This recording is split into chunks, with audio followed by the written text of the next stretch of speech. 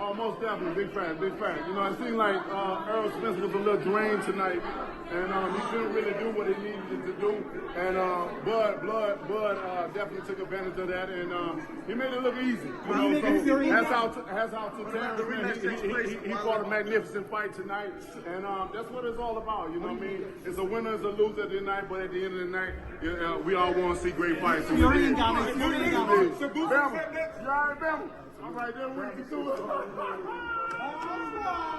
What's going on, people? It's your man the YB back once again. Big shout out to my doggy for coming through, Mr. Rat Pack. I'm boosting up the coins, no doubt about it. So we just heard there from Deontay Wilder. What can I say?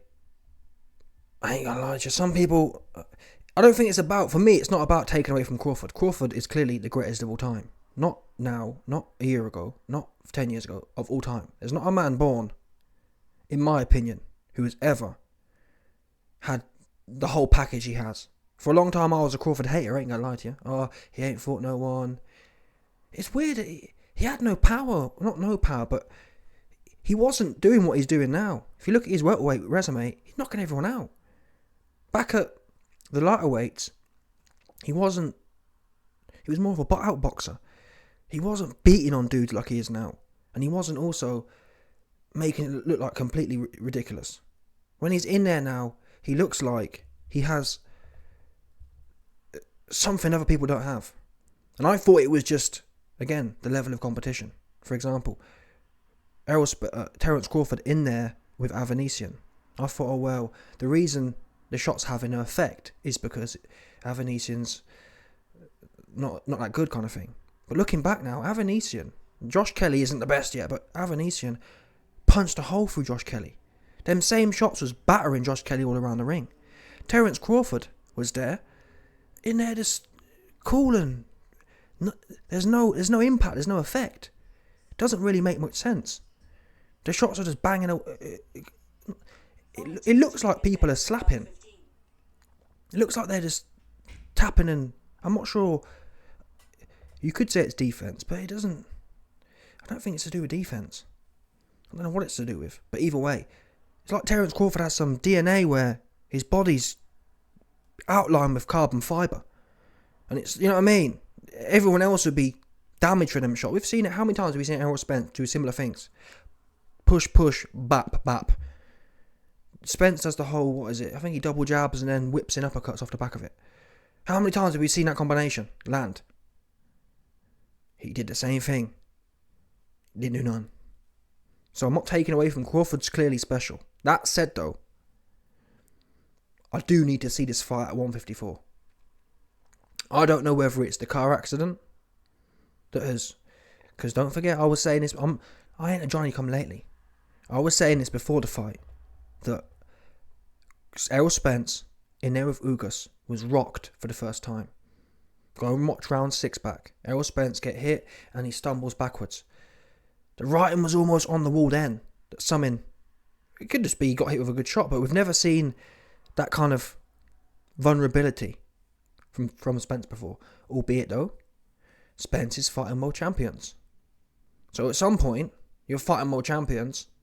And Sean Porter had a lot of success too, and that was before the crash. In fact, yeah, that was a close fight.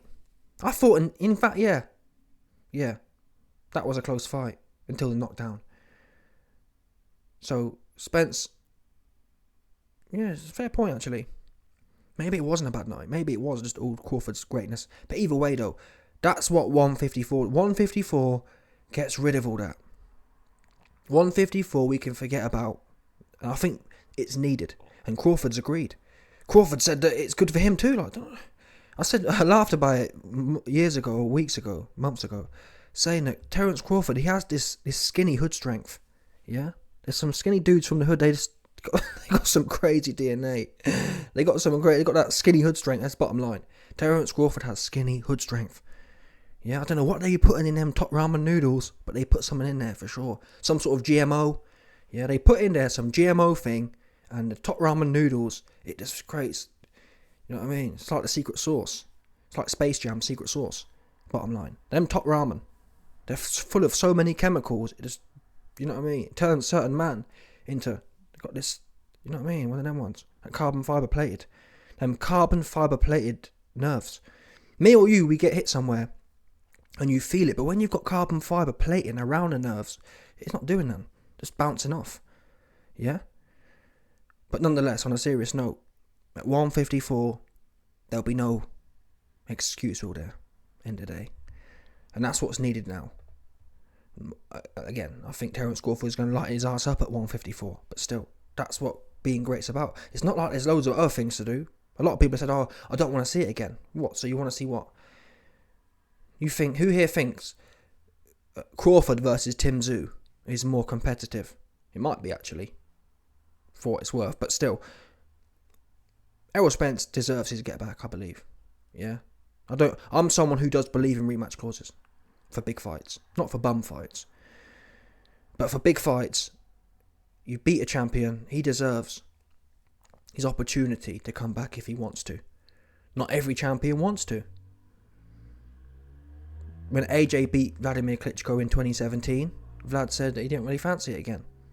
But when a champion who's been a particular unified or long reigning champion wants another go, I'm not one of these guys who think should be able to beat someone once and then run off. No. But it's not like these boxers are super active. These guys sit around anyway. If anything, rematch clauses, they bring in some consistency. And Errol Spence said he wants to rematch by the end of the year. I think that's a bit... He needs some time off, in my book. But certainly in the next 6 months. Take a month or two off and then back into camp. So what are we looking at? I guess, yeah. January, February. Makes sense to me. And that hopefully gets Bud Crawford back on. Bud Crawford's, 36 now. He need to be fighting 2-3 times a year, in my book. For the rest of his career now. Because that will put him above Floyd as well. Well, he's already above Floyd, but that's the thing. Floyd was fighting bums, wasn't he? In as much as people talk about... saw some guy on Twitter saying, oh, well, Bud can't. But Bud's too old. He won't have enough time to get to 50-0. At the moment, he's 40-0. And I'm thinking to myself, yeah, he probably won't have enough time. Why? Because he's fighting real fighters. If Terence Crawford, was given the opportunity... Or if Terence Crawford was corny enough and beta enough, like Floyd Mayweather, Crawford could get to 50-0 next year for sure. If all Crawford had to do is fight Victor Ortiz, Robert Guerrero, Andre Berto, yeah, you see that, people. What other Muppets did Floyd fight? Muck Tapper, yeah, you see where I'm going with this. If Terence Crawford was corny enough to fight the bums Floyd Mayweather fought, he could become undisputed. I think he could do it in back-to-back weeks. Literally. That's what Crawford should do. Yeah. While Spence is taking some time off, Crawford should say, I'm in shape. Get all these dusty dudes in the ring. And I'll just start whooping on them all. Back-to-back. At the end of the day, man, Crawford, he's going to be sparring anyway. So you might as well put these kind of fights on against Ruben Guerrero, Robert Guerrero level people, Andre Berto level people, and just whoop on them. Yeah, every Saturday for the next 10 weeks. Whoop, whoop, whoop, whoop. And get to 50-0. Oops. And then by the time, that'll take, 10 weeks. And then, simple as that. That's what Crawford should do. But either way, Crawford, he needs 12 more fights, essentially. Fighting 3 times a year, that's 4 years. So yeah, fighting 3 times a year is 4 years to get 12 fights. Yeah, I just recommend that he fight bums. Actually, no, that's not true. I recommend he starts filling it out, though. More activity is what I'm saying. He needs to start one big fight, 2 months later, fight a bum. Like Floyd. Not a complete bum, but Andre Berto and Robert Guerrero bums. Do you understand? Because no doubt, the good news is, well, I guess Jamal Charlo's undisputed at 154. What Crawford really needs is a division like 160. 160 is where Crawford will be able to rack up a lot of wins. Because the problem is, undisputed champions means there's only one fight there. What Crawford needs is to go on a belt run. So, for example, at 160, I don't know, is it Andre? I'm not sure, but there must be a few empty belts there. Go up there and fight them kind of guys. See what I mean?